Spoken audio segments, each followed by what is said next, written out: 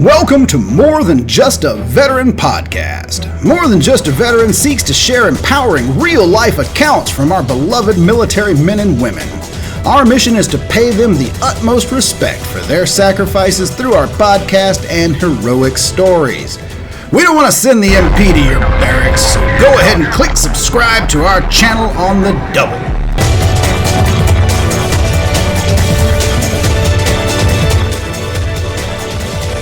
And now, without further ado, here is the Chief of Operations, Katrina Presco. Welcome to More Than Just a Veteran. My name is Kat Presco, and I have the great honor today of interviewing Vincent Speranza. And welcome to the show, Vincent. Thank you. Welcome to everyone else. We're going to go ahead and let Vincent tell his story because he knows it best, and he's certainly no stranger to many of you. And Vincent, I'm so honored to speak with you today, and just feel free to take the floor and tell us your story. All right. My name is Speranza, Vincent J. Speranza. I was born in New York City in 1925, March 23rd. You don't have to do the math. I'm 96 years old. And I had what I believe now is a wonderful childhood, even though it was it was in the middle of the Depression. Times were tough, and everybody was poor, and so on. But as far as I was concerned, I grew up in a big family, and there was always enough to eat and plenty of clean clothes and so on. And so we look back on our childhood as nice. I grew up in New York City, but on Staten Island, where Staten Island, if you know anything about New York City, is one of the 5 boroughs, but it's isolated from the rest of the city. And so Staten Island did not develop as quickly as the rest of the other 4 boroughs. And so we grew up, well, you know, half like country boys. We were hunting and fishing, and there were big woods and fields all around, and so we weren't quite the city slickers that the rest of them were. By the time World War II came around. Well, let's fast forward to December 7, 1941. It was a Sunday. And I was on my bicycle riding to a store. And when I got to the store, there was no sound. Nobody was saying anything. Nobody was talking. And I just said, hey. They said, shut up. President Roosevelt speaking. Something about the Japanese and Pearl Harbor. Oh, wow. I was a 16-year-old kid in high school then, but I pedaled home quickly to my father's, turned on the radio quick, Pop, the Japanese something. He turns on the radio just in time for us to hear, and a state of war exists between the Japanese Empire and the United States of America, and we will win the ultimate victory, so help us God. And in my house, now the whole family was there. It was a Sunday, all 8 children. My father turned away from the radio with tears in his eyes. He lined up his 4 sons, and he pointed at us individually and said, listen, boys, listen. They won't take me because I'm too old. But I expect my sons to, we said, Pop, we know, but they won't take us till we're 18. He said, I know, but I just want you all to know how I feel about it. He said, this country must not fail. Understand? This country must not fail. Nowhere in the entire world can a man come here with nothing except a willingness to work. And look at us today. We have a home and a car, and vacations and good jobs. And boys, he said, This country must not fail. You understand that? Those words, by the way, became defining words in my life for a long time afterward. And a lot of times people ask you in combat, what were you thinking about? And so on. Well, you're thinking about a lot of things, but one of the things that comes back to you is your father saying, boys, don't forget, this country must not fail. It's worth giving your life for if you have to.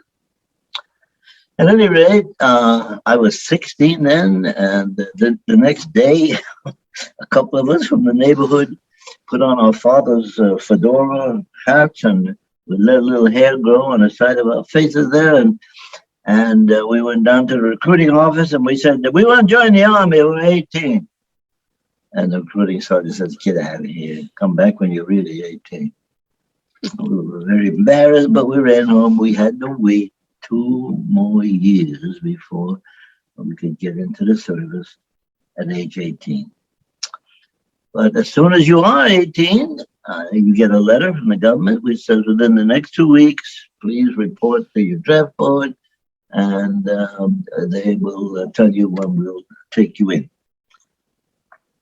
And I did so, and expecting to be caught, but no, they the big cities, for example, had quotas. They could only send so many men at a time. The training camps were full, and just whatever it was. I was 18 in March.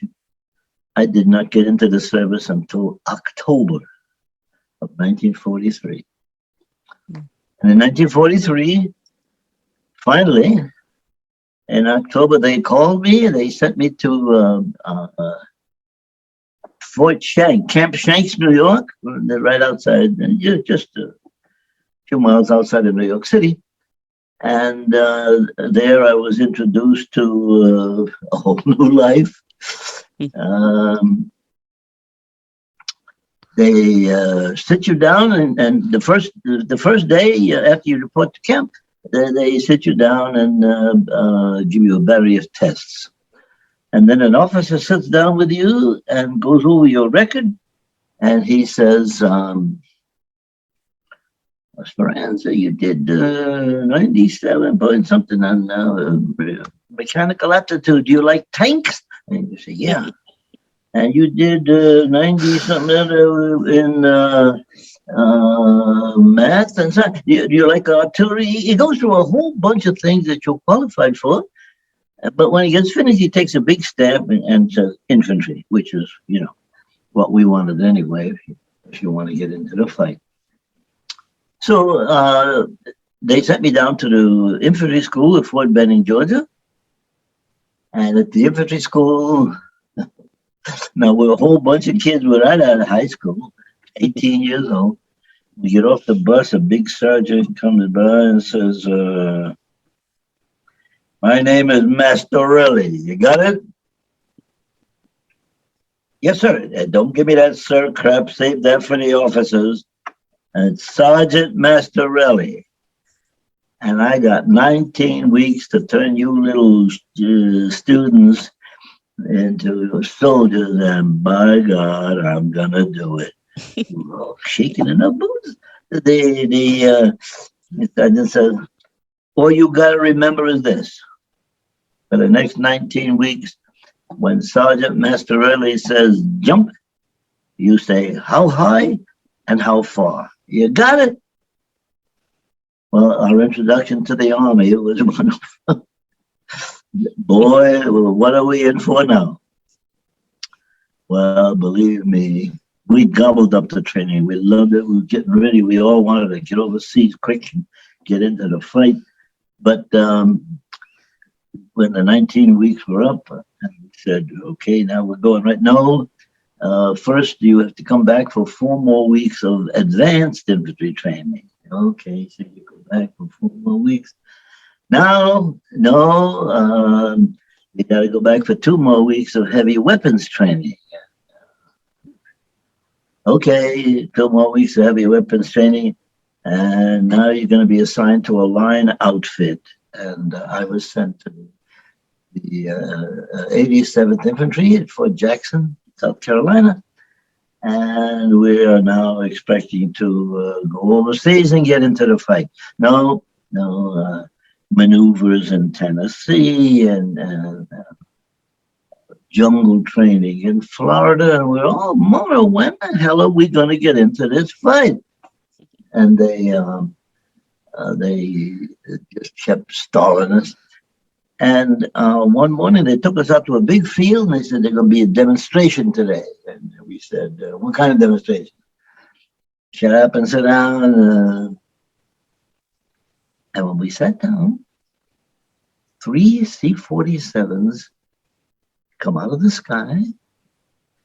We see the doors open and men throwing themselves out of the door with a little white piece of thing, taking them down to the ground.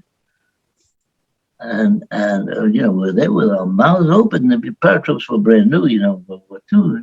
We were seeing something like this for the first time. And they came running up, stand up in front of us in a line. Big, beautiful guys with shiny silver wings and shiny jump boots and so on. And the captain comes by and says, this is the United States Parachute Corps. We're looking for a few good men. You have to have had your 19 weeks, your 4 weeks, and your 2 weeks of infantry training. Who wants to volunteer? And we all started to get excited about the shoot. But then we started thinking, but throw yourself out of an airplane? And the sergeant comes by and says, and there's $50 extra a month jump pay. And they took 7 of us and sent us back to Fort Benning to the jump school. And at jump school, everything that we did in the infantry was just doubled. We did 30-mile hikes in the infantry, and we did 50-mile hikes in the paratroops. In the infantry, you walk every place. In the paratroops, you run every place. And they taught us 50 million different ways to kill somebody. And they made us expert in our weapons, especially the newfangled stuff called a bazooka. And they put us in the physical condition that you would not believe. When we got out of that jump school, we were ready to take on the whole German army by ourselves.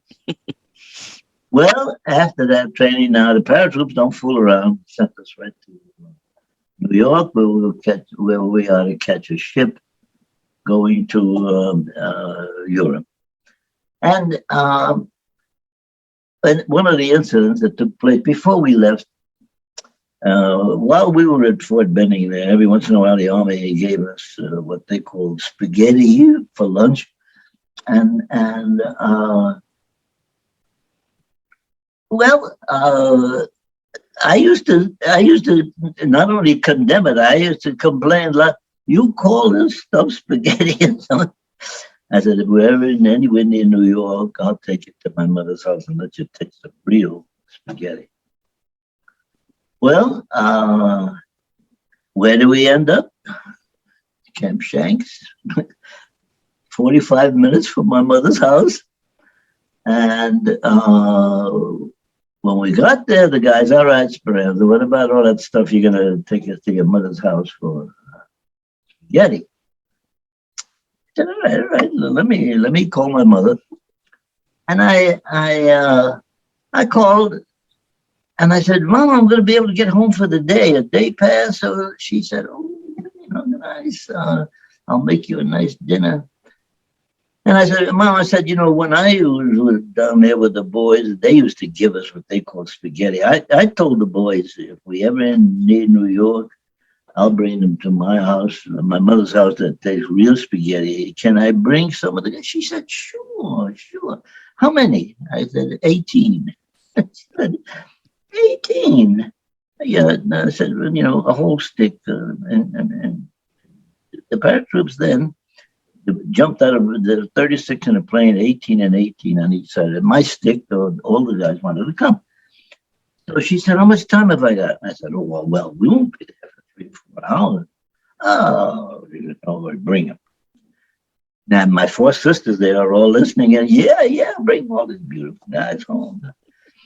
And the neighborhood went berserk when they see 3 cars pull up and 18 paratroopers pull out of the cars and all going into my mother's home. She had a small, modest house. And we got in there, and my sisters are all very happy to help my mother serve spaghetti dinner. She took me aside and said, "Vinny, listen, now whenever we have spaghetti dinner, we have wine." She said, "But all these boys are only 18. The drinking age is 21. What am I going to do?" I said, "Hey, we're going to fight for the country. Yeah, you put the wine out too." So as a consequence, there was a pitcher of wine at each table. As a consequence, the boys started drinking. And as a further consequence, by the end of the meal, all of us were feeling very, very good. We got loud and boisterous. And we decided to put on a demonstration jump out my mother's window, the living room window. The neighborhood was going crazy. Everybody looking. Here comes these guys jumping out the window, hollering, "Geronimo, run around the house, come back in the house." I mentioned that, in spite of the gravity of all kinds of situations and what funny things happen too. And this story is now in one of the biggest museums in Europe. The museum director read my book, and he decided to put in 3 extra displays in his museum, and one of them was about my mother hosting 18 paratroopers for a spaghetti dinner before they went overseas. At any rate, we were aboard the Queen Mary, and it was a troop ship at that time, and there's a whole adventure. I could write another book on just that 7-day trip to Europe. And by the way, Mickey Rooney was on board there. He put on a show for us. He was in the army, just like we were, and going overseas. And we landed off the shore of Scotland, and small boats take us to the port on a train down to a place in England called Hungerford. And after a few days there, we were flown into France to a camp called Camp Mormelon in northern France. That used to be an old German army barracks in France when they were occupying France. And the 101st Airborne Division was just coming out of Holland after having taken a beating in the 72 days of combat there in Holland. And if you know anything about the market garden operation there, it was a failure. We lost a lot of people and accomplished nothing. The Germans cut off the road, and the paratroopers did their thing, but the British armor didn't come up to back them up, and so they had to retreat.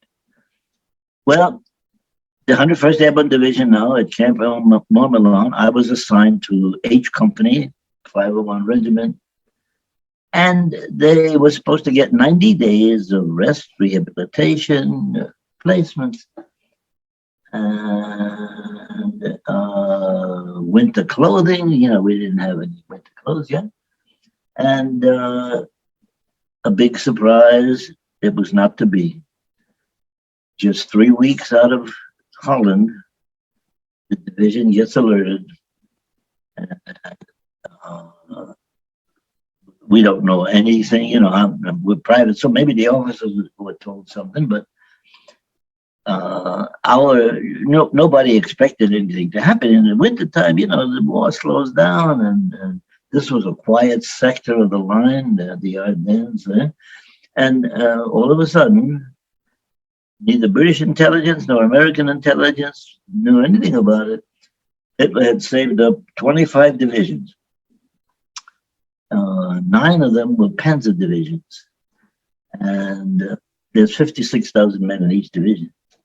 And 18,000 men in each division altogether. 9 of them were 56,000. I'm just mentioning that to make the comparison. In that battle, there were 12,000 of us in that town, and 56,000 of them with 1,000 of their newest tanks and so on. We had 73 tanks. The battle was very uneven. But whatever the story is, we know nothing. All of a sudden, the lights go on December 17th, and the sergeant says, all right, load up, we're moving out. And it's like a shock because, nobody expected anything like this. Someone goes, hey, I don't have a helmet. I don't have a rifle. I don't have this. And I was a machine gunner without a machine gun. I had a trench knife in my boot. That was my weapon when I did Bastogne. And the sergeant said, listen, we said, but the ground's frozen. We're going to break our legs. He said, you're not jumping. You're going up with trucks. We, all our airborne training, all the parachute jumps and the qualifying, and we're going into our first combat and going to jump off a truck.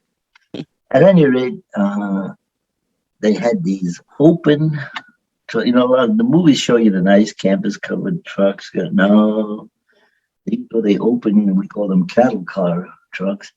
Yeah. And they jammed us in so tight you couldn't move. And temperature had dropped. And we still had only our summer clothes. And no overcoats, no gloves, no hats, no galoshes for winter weather.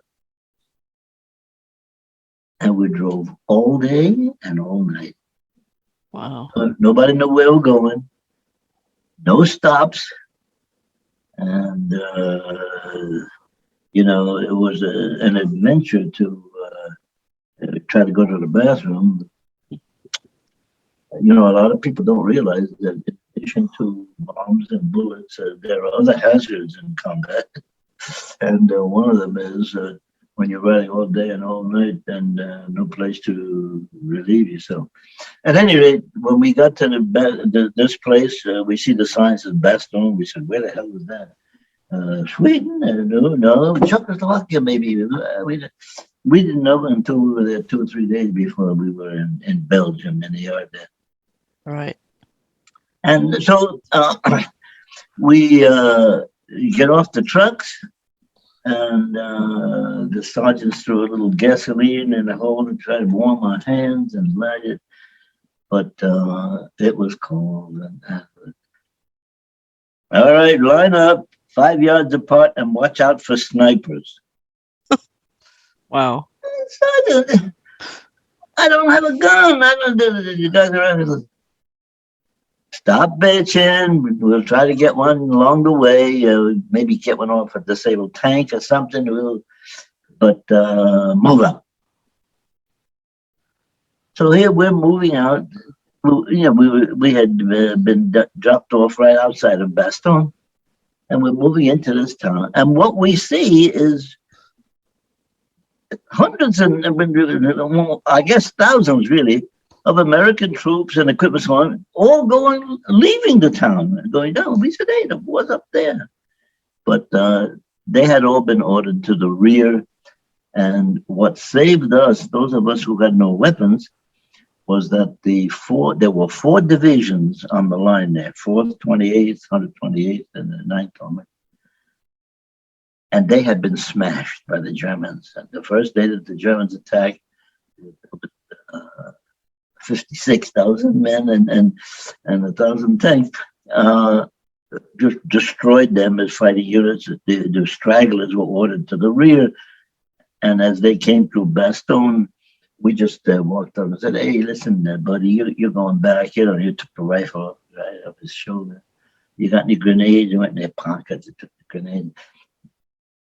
The result was those of us who had no weapons did have one before the first fight. We armed ourselves off the stragglers who were going back.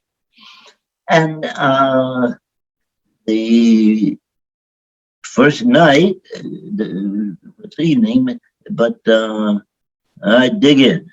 They took us to a place outside the town. Now the ground's frozen. You whack it with a shovel, it bounces back in your face.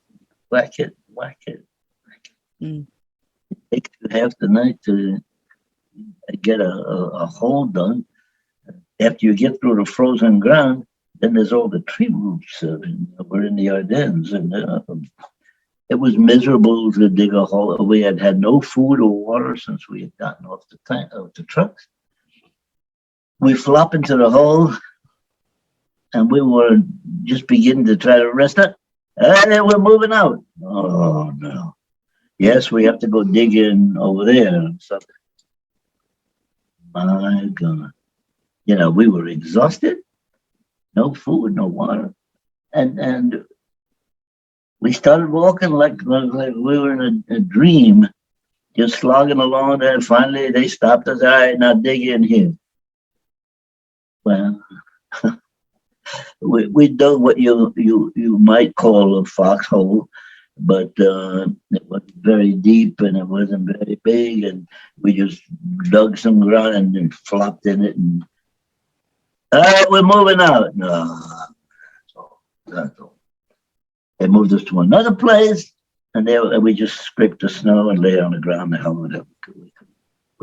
You know, no matter how young or strong you are, there's only so much you can do. Mm-hmm. Next morning, we're laying exhausted in what you might call a foxhole, and the mist. When daylight comes, the mist is all the way down to the ground. You can't see anything. Fog. And now we're all behind our weapons and so on, and don't know what to expect. There's not a sound, just a fog, and it starts to lift like a blanket. The whole thing starts to lift at once, and pretty soon you could see underneath it. And when it got a little higher, we looked and we couldn't believe it. In front of us, where H Company's dug in, where I was dug in, it's an open field and the woods on both sides. But and we said, are those cocky guys going to attack across an open field? But we waited, and the fog got higher and higher. And finally, when it got high enough for you to be able to see all the way through,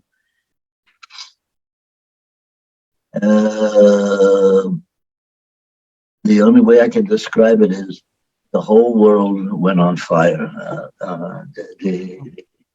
The ground shook, the noise almost breaking your eardrums, and the ground and the holes were appearing every place. That an artillery attack like that. Later, they told us a shell was landing every 8 seconds. Wow.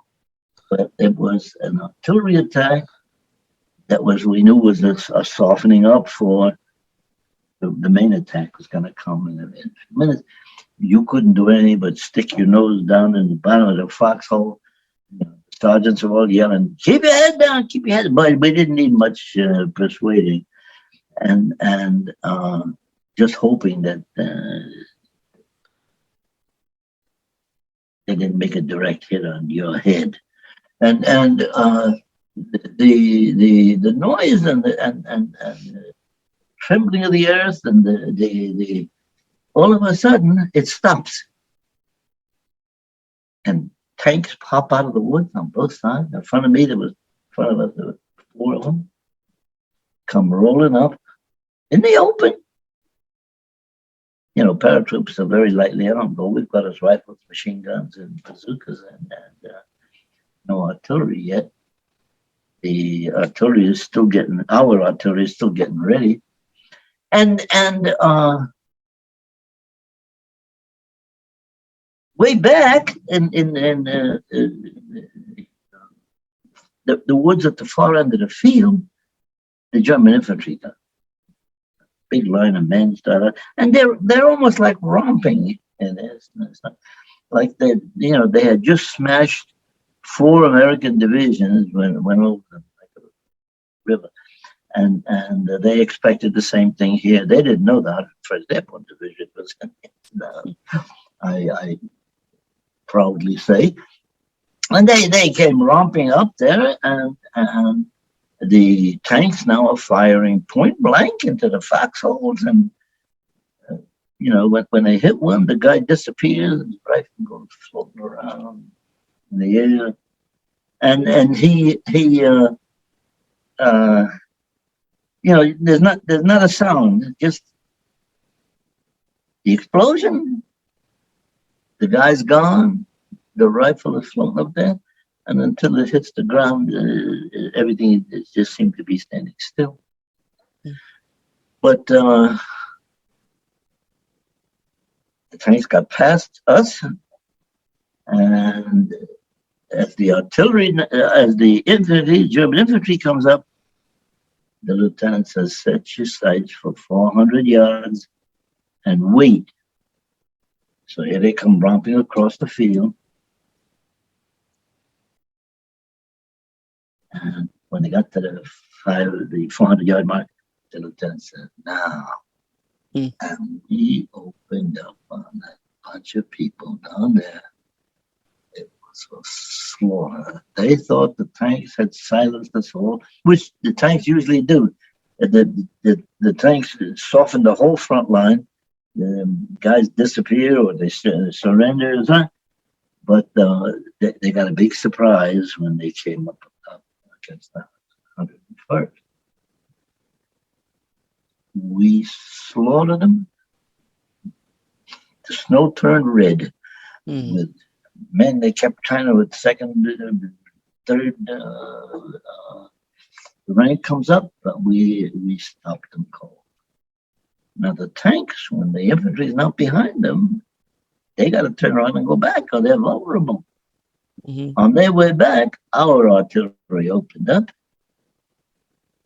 and he destroyed the 4 tanks in front of me. All of them were hit, and one of them smoked around and got back into the woods, but the other 3 were just destroyed. And the feeling inside of you was, hey, we whipped them. No matter how much they've got, superior this, superior that, numbers, the aircraft, that, we whipped. We stopped you cold. And at least the first day is some of us are still alive. We were gloating over the number of people that we put down in that first attack. But then we turned around and look at our guys, and gee, we had a lot of guys laying on the ground too. I look back at it. This was my first combat, and I must have done okay, because they, when you're a replacement in an experienced outfit, you are not, until you prove yourself in combat, you are nothing. Nobody talks to you. Nobody says anything to you. They look at you as, my God, you're going to replace my friend Louis, who just got killed. And the whole atmosphere is, who are you? You look like a kid. But after you prove yourself in combat, you can't believe how you are enveloped into that tight bond of brotherhood that they talk about. And I earned the nickname of Curse and Traverse Speranza. They said, when you opened up, I wasn't aware of it, of course. They said, all you did was curse and curse, and because we never heard such curse in our whole life. In fact, we think you invented some new ones. He said, and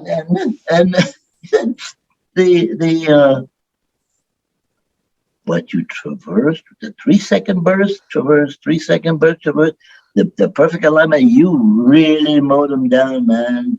You're okay. You're one of us.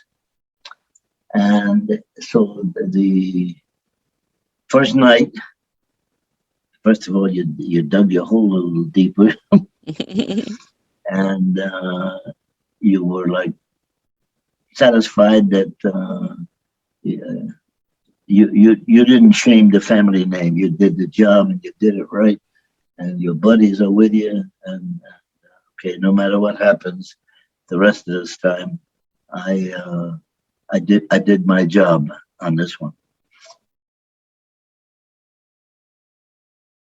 Well, second day, the morning started with an attack and another artillery barrage like the first one. Only this time they didn't have the concentration they had before. What it sounded like now is they're moving around us. And by the second night, that's exactly what they did. They surrounded us. And in doing that, they captured the field hospital. All our beds, blankets, equipment, the American medics there, they shot them home, except the doctors. The doctors, they saved 5 of our doctors to go serve in their army.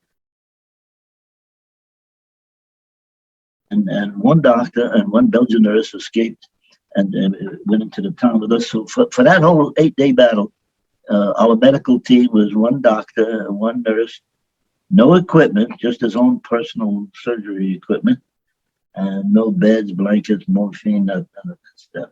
Wow. You know, in the movies, they show you guys on cots, and there's no, sorry, my friends, you got to tell the truth on these things. And the truth was, we had no place to put the wounded except the floor of the church and the floor of the seminary. The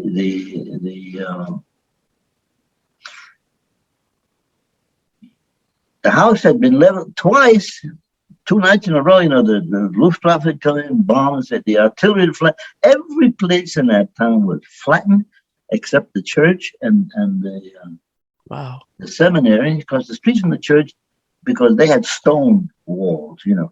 Churches, big, thick stone. Well, other incidents that take place in the midst of the carnage. The second day, my buddy got hit in both legs, and they took him back and they, threw him on the floor of the church. They had sent us in houses to pull down all the curtains, drapes, carpet, whatever we could find to wrap the wounded guys in. Everybody's feeling terrible that these guys that get wounded, they get brought back and they lay on the cold floor of the church with nothing. Yeah. And those of us that had 2 blankets, we donated one to the wounded. And everybody was freezing anyway. At any rate, my friend got hit. They put him back and they threw him on the floor of the church. And when my sergeant sent me back to get some batteries for the radios on, I went looking for my friend in the church. I see him laying on the ground there, a curtain wrapped around his neck. And I said, his name was Joe Willis. I said, Joe, how you doing? He said, not a couple of pieces of shrapnel in the leg. I'll be out of here tomorrow. I said, you'll be out of here tomorrow? Yeah, tomorrow, next day or something. It's not bad. It's just a couple of pieces of shrapnel in my leg. I said, well, that's great, Joe. Come on out. We need you. You know that. I said, Joe, I got to go back. Anything I can do for you before I leave? He said, yeah, go find me something to drink. Joe, where the hell am I going to find you something to drink? We're surrounded and cut off. There are no supplies coming in here. He said, go look in the taverns. The taverns are all blown to hell. They're flattened. He said, go look anyway. You might get lucky.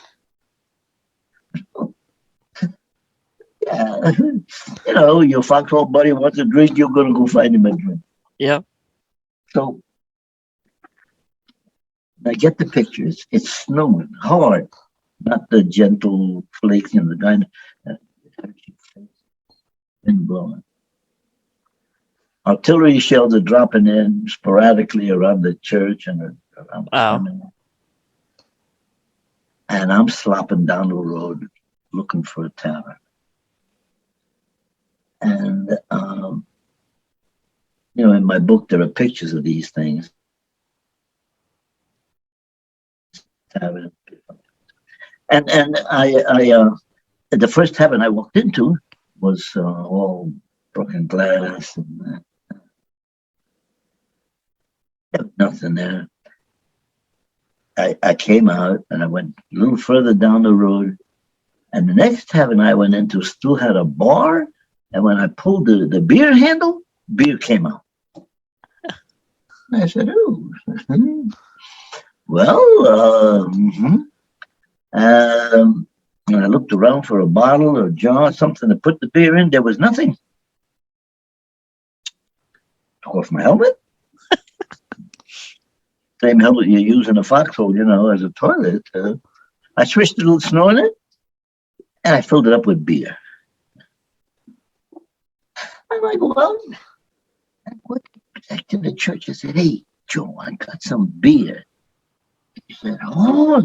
So he sits up, and I'm feeding him beer from the helmet. Mm-hmm. "Hey, give me some of that. Hey, give me some of that. Hey, give me some of that." I ended up like an old mother cow feeding all these guys a mouthful of beer. I ran out. Joe says, "Go get some more." I said, "Joe, go get some more." Okay. I go down to the tavern, fill up the helmet. This time, as soon as I stepped out the door of the tavern, a shell landed nearby, knocked me down, spilled Wow. most of the beer. But I wasn't hurt. So I got up and went back to the church. This time, just standing in the doorway like this is the regimental surgeon, Major. I'm private, Major Walker. He says, "What the hell do you think you're doing, soldier?" I said,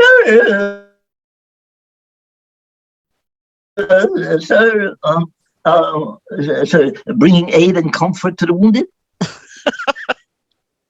He said, "You stupid jackass, don't you know I got chest cases and stomach cases in it? You give him beer, you'll kill him. Get out of here before I have you shot." "Yes, sir." "And put that helmet on."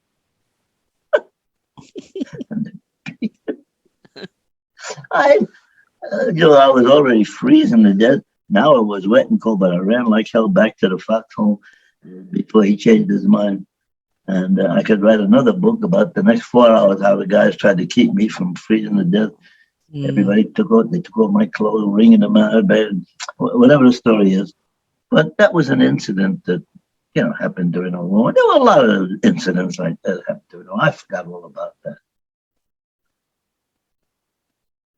But a little later, this thing comes back. And so the next night, and by the way, all we're doing was the Germans are bombing us. They're flying. Where the hell is our Air Force? Mm-hmm. We got the best Air Force, the most planes, the best pilots. Where the hell are they? The Germans are flying every night in a row. They've been bombing us and strafing us, and none of our planes. What we didn't know, but we found out later, was the weather in England was impossible. Our planes couldn't get off the ground. They were loaded up, ready to go, because we were running out of food, we were running out of ammunition, we were running out of. We still didn't have any warm clothes, and we expected to be resupplied, the first night. But the planes couldn't fly. So by now it's the 23rd. It started the 17th. We left the 17th. The first fight was the 18th. 19, 20, 21, 22. Things are getting worse and worse for a lot of people. But the surgeon has got to operate with candlelight from the church. only his own personal instruments, and ran out of morphine, and that. We lost an awful lot of people that had we had a decent field hospital, could have saved them, but that's the way it was. What could one doctor and one nurse do with no equipment and no medicines? Right. And it started getting bad in terms of frozen feet, trench foot, and so on. We were losing as many men to trench foot and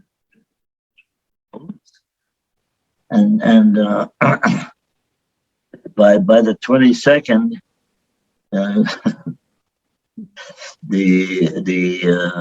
the Germans, well, they came in with a white flag on a jeep. We thought they wanted to surrender. We said, you cocky bastards that we were. But they had asked us to surrender. They said, look, you know that we've captured all the towns all around here. You're surrendered. We know you're running out of food and ammunition. We were down a 1K ration a day instead of 3. And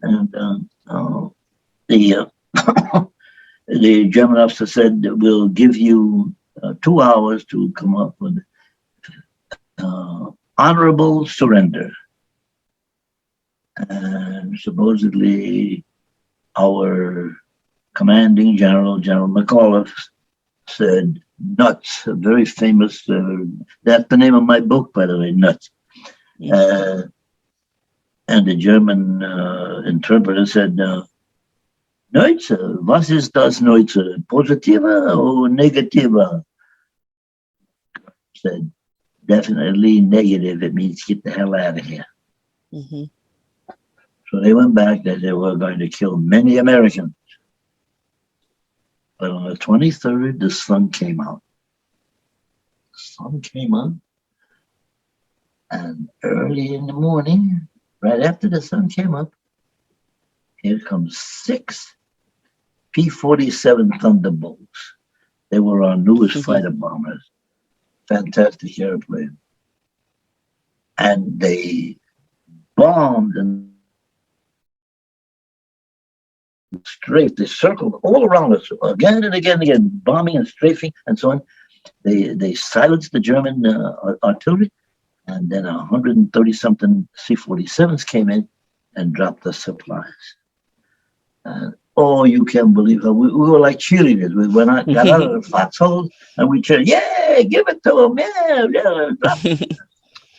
And we're envisioning, oh boy, overcoats, gloves, hat, socks, dry socks, maybe.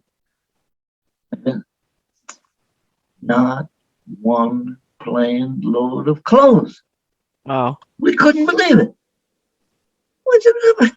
The supply officer who put that airdrop together just must not have been a combat man. I realized, you know what it's like to try to fire your weapon, and in the forward foxholes there were,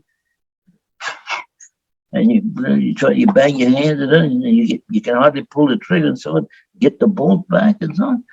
We thought at least one plane load of gloves. Nothing. Food, gasoline, and artillery ammunition, of course. That's what we needed most. And we stamped our feet and banged our heads and maybe next time. At any rate, from there on in, we had been resupplied. We were able to give as much as we were taking. And on the 24th, the attacks increased. On the 25th, it was even worse.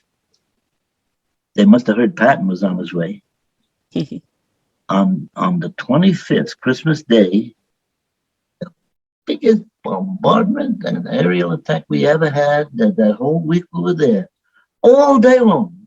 And half of the night, bombs and shells, bombs and shells. And it was taking a toll, not just, after a while, you say to yourself, how much of this crap can I take? And you remember your training when they were training you and you were positive you couldn't do anymore, and they boot in your pants and said, yes, you can, yes, you can. And your training comes back and say, don't give me that crap, you can't take it anymore. You've proved once before that you were positive you couldn't take it anymore, but with the right motivation, you took it, you took some more.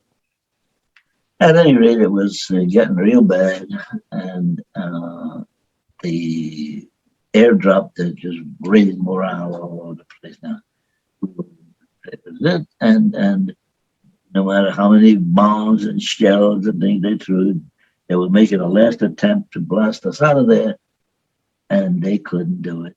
We would not give an inch during that whole battle. The first lines that we set up all around town, not one Nazi boot cut across those lines. And on the 26th, Patton came in. Patton came in and broke the signal, got our wounded out. That's what we really wanted. Get the wounded guys to a hospital, save some of them. And it opened the supply line for us now. We were getting more supplies, but still no clothes. And now we took the fight to them. We had a big battle. Hopefully, that's a little town right outside there. Another big battle around Hines.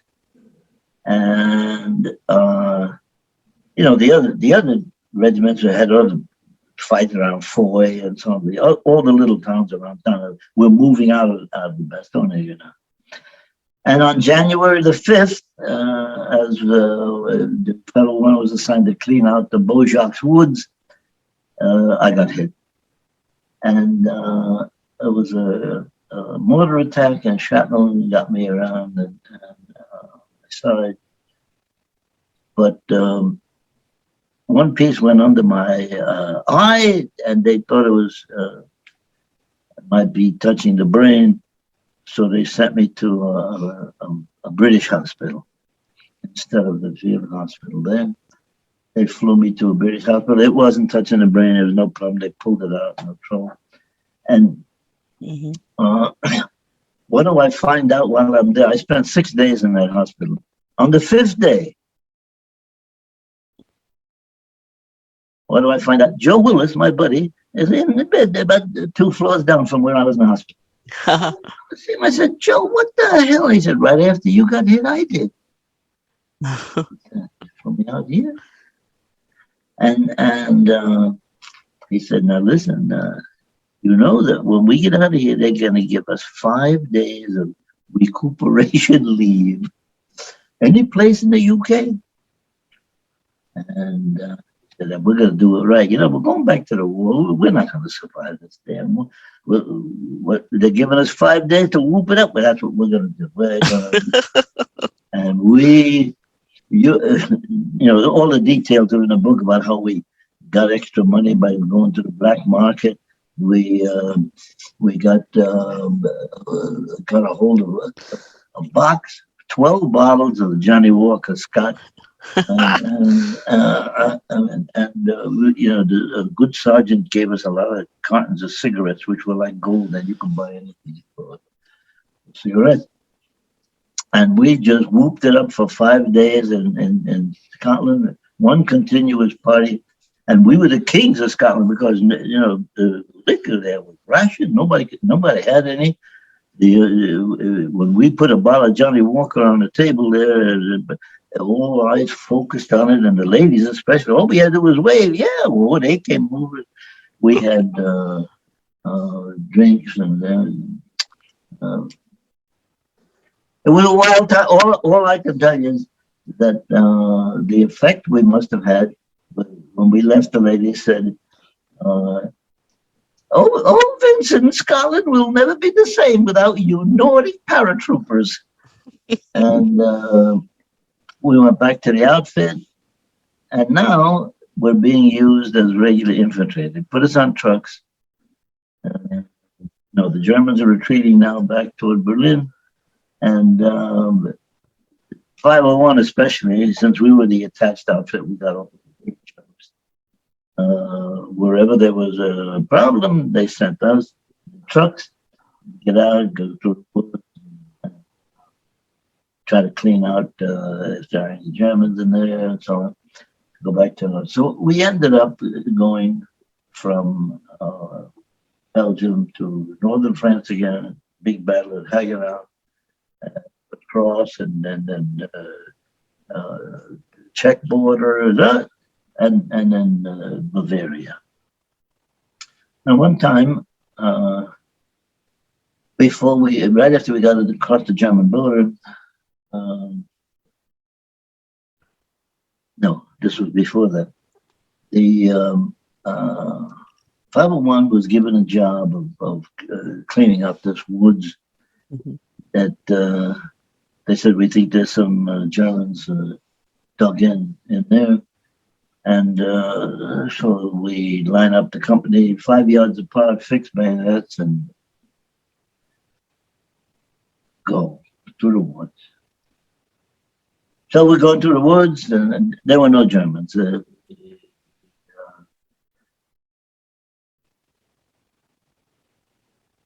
Foxholes were all empty. You know, there was some evidence that they had been there, but there were no Germans. But as we continued to walk, we came across a smell. The further we walked, the stronger the smell got. And when we broke out into a clearing, we couldn't believe what we saw. It was one of the concentration camps. Oh. Later on, we found out the name of it. This was Kaufering. Yeah.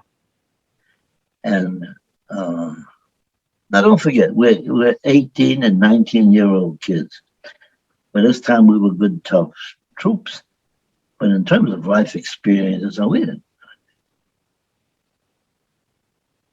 Wow. There were the rumors about these camps, but nobody believed them. And they said that they were, work camps and so on. But to see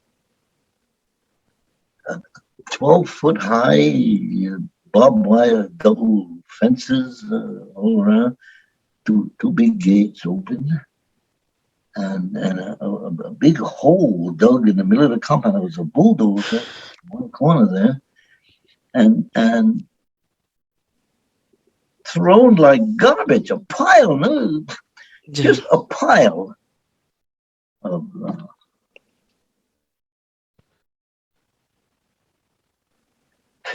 I get emotional, even though it's 77 years ago.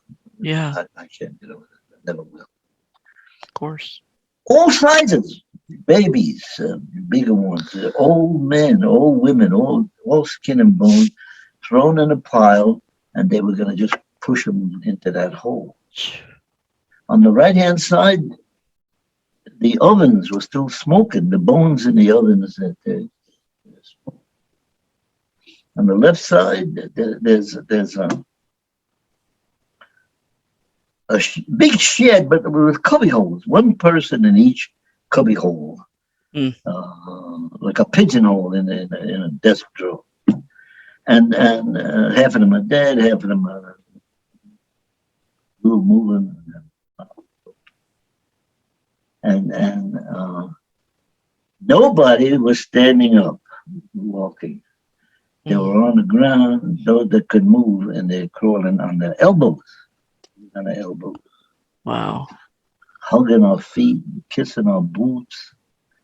You try to raise them up, but you can't touch them. They're in such intense pain. You have to hands up, don't touch them. And we tried to give them some. We had chocolate that we used for the kids. And the medical officer came on, don't feed them a thing. They have to have a special diet. No, it's all done. Don't give them anything. But here are these guys, they're starving. And the one that was hugging my feet said, he's talking something. He kept saying like Madja, which I understood to be Hungarian for Magyars is what I remember in the history book. And my friend Steve Pentek was a Hungarian descent. I said, Steve, come here. What's this guy saying? So Steve comes over, and it was Hungarian, and they talk.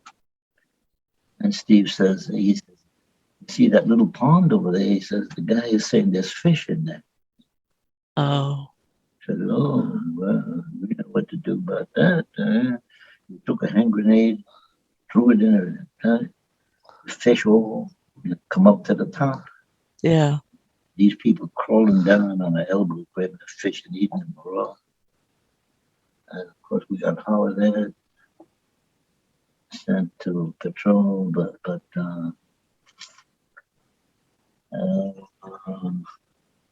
that day,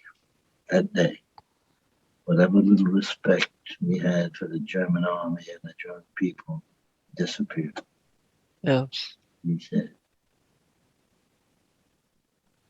you're not human beings, you're fucking animals. You don't deserve it. We got a thing in here for the rest of the war. We didn't take any prisoners. Don't give us. You set the whole world on fire. But man to man fighting is one thing, but taking 6 million people only because they're Jews, they never did anything to you. Right. They didn't refuse to serve in the army. They didn't revolt. They didn't do anything. You just rounded them up. 6 million. Yeah. And slaughtered them, and then burned their bones in the oven. Wow. I'm going to get off that subject. I expressed myself as best I could in my book, and I that's one of the things that the museum put in. I told you that museum in Holland, the biggest museum in Western Europe. They took 3 episodes from my book. One, the machine gun kid, in a foxhole, the snow, and so on. Then the next demonstration, they had the Holocaust thing, this story. And the third one was the 18 men to my mother's house for dinner. At any rate, after that, it was just, show no mercy. We'd call the Air Force in to bomb little machine gun nests and so on, rather than risk our people. The war was over. Why in the hell didn't they quit? We kept saying to save lives on both sides. Quit. You know it's gone. It's finished. No, they fought till the last minute, especially the SS units, because, they had taken an oath that they would never deny the Fuhrer. And when they found out that he was gone, they just kept fighting, asking to be killed, probably. And whatever the story was, we kept losing men right up until our last minute. The first town that we came into that we weren't fighting was Berchtesgaden. And Berchtesgaden, they had they put like white sheets and pillowcases and stuff out the windows, indicating that they were surrendering. And that's the first time we got into that we didn't have to fight our way into it, that they weren't shooting. And then right from there, there's the Eagle's Nest, and we were up in the Eagle's Nest. We went up to the Eagle's Nest. The elevators weren't working, steps and steps and steps. But then you're young and strong, you go up all that. Well, when we got to the Eagle's Nest, this is May the 8th now. May the 8th. The word gets to us up there. The Germans have surrendered. Official surrender. The war's over. And they keep asking you, well, how did you feel? What did you do when the war was over? Movies show you Jubilee jumping up and down, and all we Well, now, let me just speak for myself. And the guys around me that were with me, when we heard the news, we said, it's about time, you bastards. You should have quit 2 months ago. You know how many thousand lives you'd have saved if you had quit? You know the damn war was over. We had slaughtered everybody. Your whole country was flattened by the Air Force. But the last important incident there in Eagle Nest, a bomb had hit it. There was stuff flying all over the place. We're picking up souvenirs here and there. I looked up on the wall, and there was a map about 3 feet by 5 feet square. It was a map of the world. It was color-coded in 3 colors. Green was Italy, red was Japan, and brown was Germany. The cocky bastards had already decided how they were going to divide up the world. They knew they were going to win. And they had that line here. Okay, Germany is to get all of Europe down to the Mediterranean, all of the Ukraine and Russia up to the Ural Mountains. Germany was to get Canada and the United States. Wow. Italy was to get Africa and South America. And Japan was to get all of Asia, all the way down and including Australia. There it was on the wall. If anybody ever doubted why that war had to be fought and why it had to be won, there it was right in front of me. Wow. There it was. And I remember distinctly my reaction when I saw it. I said, to myself, of course, you tried, you bastards, but we stopped you. That's right. We stopped. And if I had any sense, I'd have taken that map, I'd be a millionaire. But I mention it in every speech I make, and so on and so on. A lot of people say, "Oh, we didn't have to get into the war to let the Europeans." Oh yeah, we did. Yeah. Amen. They had plans. They had plans for us, and a lot of people don't realize how close they came. Right. They came close. The Japanese at one time had all of Asia, except for Australia. The Germans had taken all of Europe and Russia up to all of the Ukraine and so on. Of course, Italy didn't do anything in South America. They did in Africa. But what a lesson, what a lesson for the whole world. Mm-hmm. You let dictators get away with things. Yeah. It's like we're going to see the beginnings of it today. If you let them get away with too much, you're going to have to fight it all over again, all around. And this time it's going to be terrible with the new weapons there. Mm-hmm. And so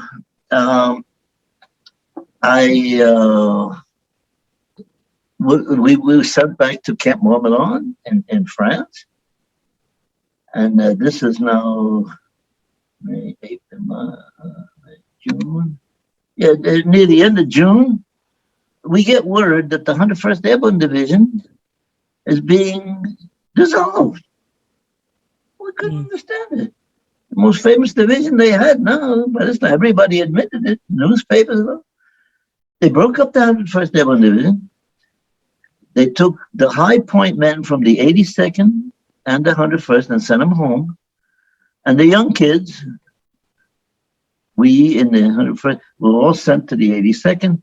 So the 82nd was the only airborne unit that stayed alive in the Army. And we had to hang around from the war was over in May. We didn't get to sail for home until December. At first, they gave us some training right there in July.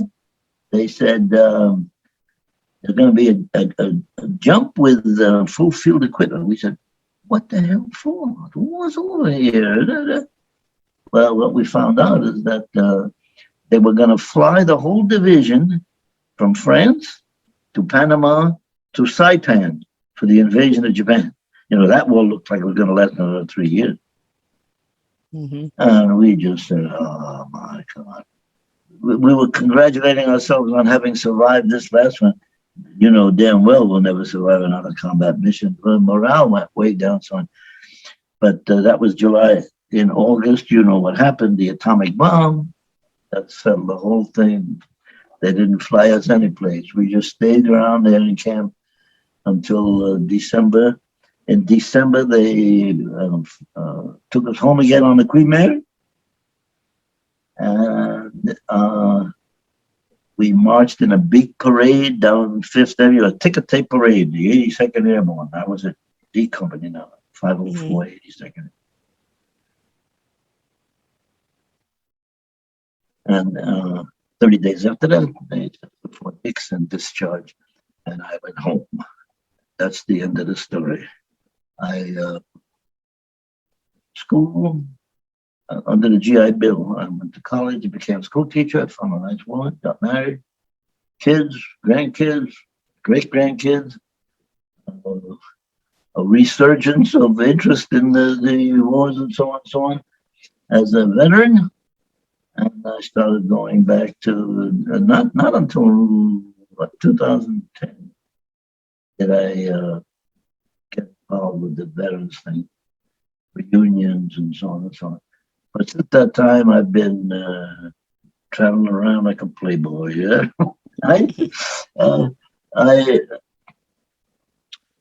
Yeah, my wife and I had retired to Florida. We had some beautiful down there, and then she gets diagnosed with Alzheimer's, and I had no family down there. The family's in New York or here in Illinois, and my daughter was here. So you move back to where the kids are, and I took care of her. My house, they want me to put her in the nursing home. I said, get out of here. I can't do for all myself. I got nothing better to do. Thank you very much. I'll take care of everybody. And I did. I did very well for 7 years. I had to learn to become a housewife and cook and clean and do everything as I couldn't let her near the stove anymore. So she left the burners on. Yeah. At any rate, I did very well until one day I couldn't wake her up. She was in a panic. I rushed to the hospital, and the doctors told me that she had had a couple of heart attacks on her way to the hospital, but they were mild. So whatever the story was, they said she's okay now. We got her out of the coma, and the heart attacks were mild, but they said no more in the home facility with 24-hour medical attention because she's not going to last much longer. What a nice thing to say to me. Yeah. But she fooled them all. She lasted another 7 years. Wow. That's the way 2017. I've been married 70 years. Wow. 70 years. And wow. Even though she was, sort of disabled the last few years, still, I had a wife. But when she passed away, like taking a pee and punching a big hole in your life, hey, what's that left? Well, I decided, and that I know this is the way she'd want it. Just go do your thing, and that's what I've been doing. I wrote a book, and at age 89, who the hell writes a book at age? But it's doing very well. It's wonderful. It's been translated into French, and it's selling there now very well. And I go to Europe 3 times a year. Normandy, where the 101st Airborne fought its 3 big battles: Normandy, Holland, and Bastogne. I have all kinds of reunions and military things there. They invite me, and the last 4 or 5 years now, I've had to have somebody with me when I travel, because I'm getting a little at 96. I don't walk as well as I used to, and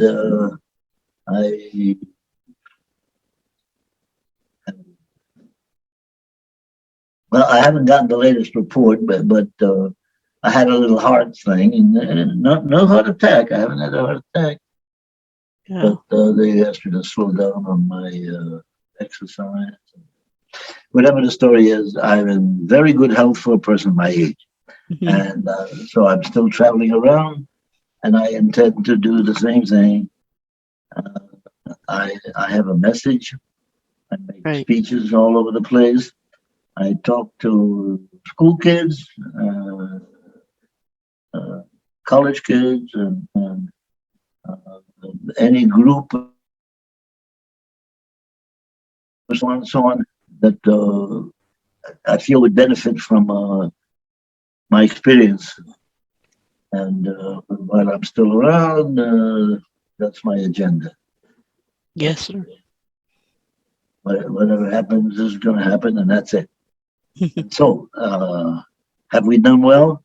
We have. Would you mind sharing with us really quick the story about how you came to find out about the beer that's being made now? Oh, well,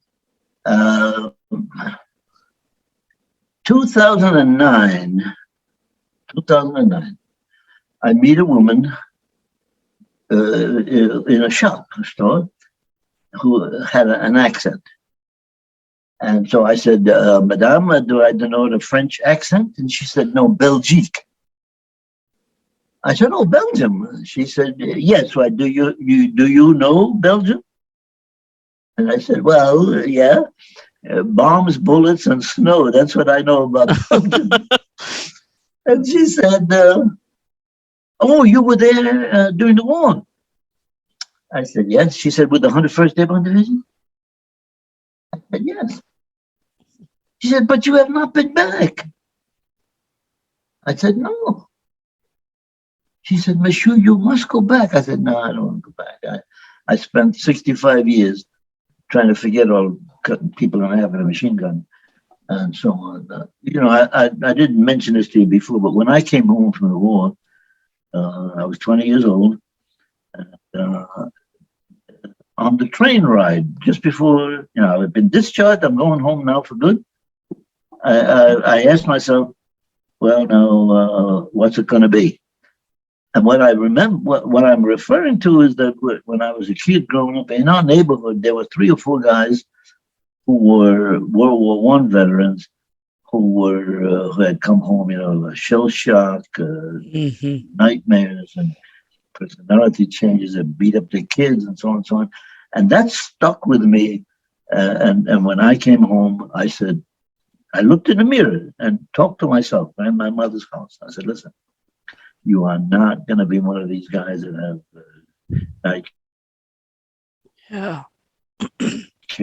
back flashes. You can take all this stuff for cutting people in half with a machine gun and put it in the back of your head and lock the door. You can't forget it, but you can isolate it for a while and maybe time. And that's exactly what I did. I was very successful at it. I didn't join the WWII. I didn't join the American Legion. I didn't attend any meetings, or military, anything. And I said to myself, you're no longer a soldier, you're an educator now. You're a school teacher, and as a school teacher, you can devote your life to education. And that's exactly what I did. I did nothing military. But this incident that I'm telling you about now, when I meet this French woman, she said, they want to honor you. She said they have never forgotten the 101st Airborne Division. There are monuments to you all over town. But she said, every year on the anniversary, that's December 16th, all the men and women both put on American uniforms with the Screaming Eagle patch. They reenact the battle. They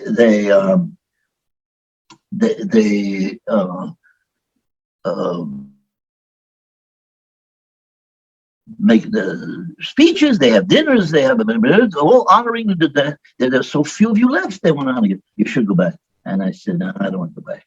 But my daughter was with me at the time. And she shamed me by saying, Pop, listen, if nothing else, we should go back to the cemetery and pay our respects to where your buddies are all buried. So, Right. and that got me. And I said, yeah, I guess we should do that. And my whole life changed. With that decision to go back, my whole life changed. Because when I went back, I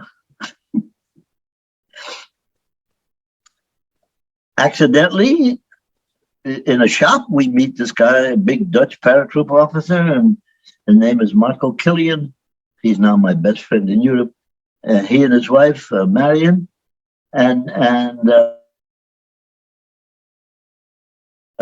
when they found out that I was a World War II veteran with the 1st Airborne Division that I fought in Belgium, in Bastogne, they took me in and they showed me things. So, and the next time I visited, he took me out and showed me my foxhole where I was dug in. Unbelievable. I couldn't believe it. You know, you got to figure you're 85 years old, and somebody is saying to you, where you're standing right now, 72 years ago, you were a 19-year-old kid with a machine gun waiting for the first German attack. Yeah. Fell apart. Everything that I put back here came back and hit me in the face. I even heard the artillery again, the noise. You know, got emotional. My daughter pulled me aside and said, Marco, listen, my father's seen enough. Let's go back, and we'll come back another time. And on the way back to town, I asked the two guys if I could take them to lunch. They said yes. And at lunch, I ordered 3 bottles of wine. I said, I don't like mood. I mean, I got to change the mood. We got to feel better. And as you can well imagine, you put 3 soldiers and 3 bottles of wine together. We started, you know, we're in the dining room of the hotel. And I, excuse me a minute.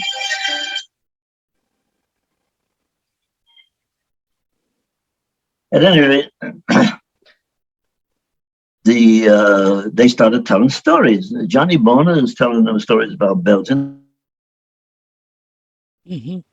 tanks. Marco is talking about he fought in Bosnia and in Iraq with the Dutch army and so on and so on. And when it came my turn, I started telling them the beer story that I told you before. While I'm telling the story, they're going, You were the GI who brought beer in the church? So you brought beer in your helmet and you were feeding the guys and the wounded men with the beer in the church? I said, yeah. They said, man, don't you know you're famous in Europe? I said, what the hell are you talking about? Then, waiter, come here. Bring us 4 bottles of airborne beer. So the waiter comes back, and on a tray, he's got 4 bottles of beer and 4 little ceramic bowls in the shape of a GI helmet that they serve it in. It says airborne. And the label on the bottle of beer shows an American paratrooper with a helmet full of beer going like this. They said, nobody thought that was a true story. We can't believe it. It is a true story. Everybody thought that was just one of the World War II myths, you know. And they said, but it is true. And the guy who did it standing right here in front of us. I said, yeah, maybe I should get a cut on the beer, right? And they said, no, well, but they gave me 6 bottles of beer to take home. And when I got home, I got a call from our statewide newspaper, the Journal Register here in Illinois. And they said, hey, we heard a story. Can we come interview you? I said, yeah. And so they came with a photographer, and the reporter got the story. The photographer took a picture of me at the table there with the 6 bottles of beer in front with a label showing the beer story. And the next day, they put it in the newspaper on the front page. Somebody took it from the newspaper and put it on the internet. Overnight. Yeah. Today, even today, I am more famous for what I did with the helmet full of beer than what I did with my machine gun. That's great. Everybody wants to hear, I've got 1 million medals. I got 2 Bronze Stars, 2 Purple Hearts. I got the French Legion of Honor, the Belgian. What does anybody want? Vince, tell us the beer story. Yeah. For those of us that are not military, that are civilians, what can we do to honor the World War II history? Teach it to the young. Mm-hmm. Unfortunately, the schools are not doing it anymore. Yep. The young people don't have a clue. Some of them, when I go speaking to the school, you ask them about World War II, and they say, "Oh yeah,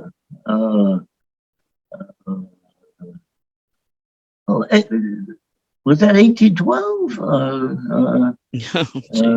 No, Texas and the Mexican border, right?" And I say, "No, what about Europe?" "Oh, yeah. That was the Nazis, huh? Yeah, and they did pretty good, huh? Yeah." In other words, they showed a total ignorance, not even of the event, but the meaning is much more important. What would have happened if we hadn't stopped? Realize that crazy no good set the whole world on fire. It cost us trillions and trillions and trillions of dollars in property that was on, and over 50 million people dead, soldiers and civilians.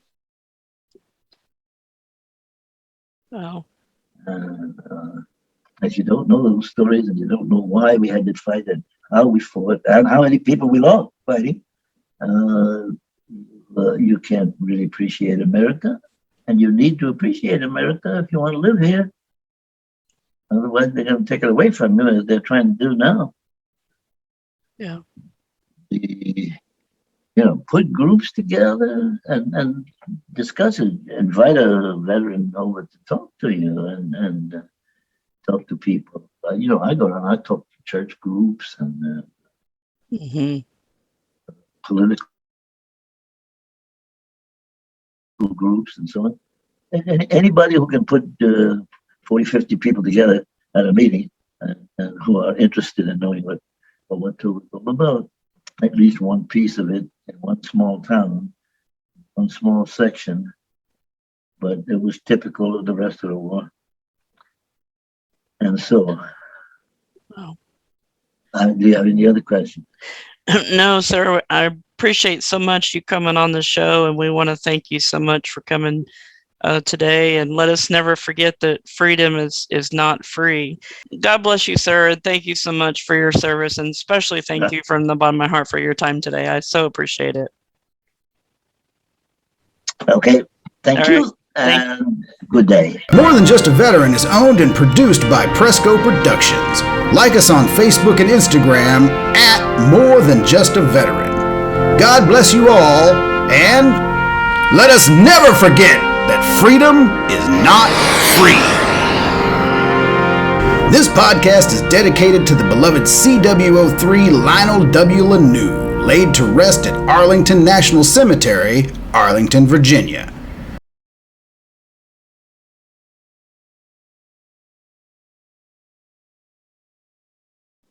That's great. So is that pictures from Bastogne behind you on the wall? Say it again? Are those pictures of Bastogne behind you on the wall? Yeah, you can see those. Yeah, I just got those not too long ago. Wow. They're very favorites of mine from Wow. some printing outfit that I put them on there, you know. Uh-huh. Very And cool. they just sent me a complimentary copy. Wow. That's Those, wonderful. those scenes are, you know, famous. They've been on many places and museums and so on.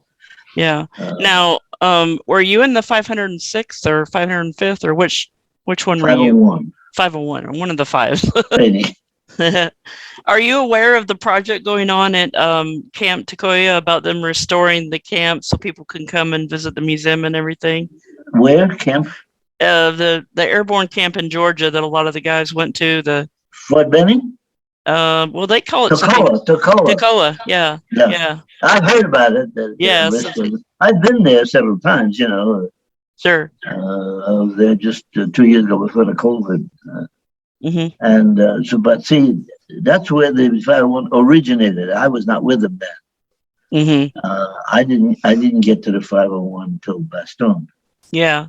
But the original men trained at Camp Toccoa, and then they fought in Normandy and in Holland. And I got to with them when I got to Bastogne. How many jumps did you do while you were over there in Europe? Would you say? You do 6 in the States, and I did 2 over there.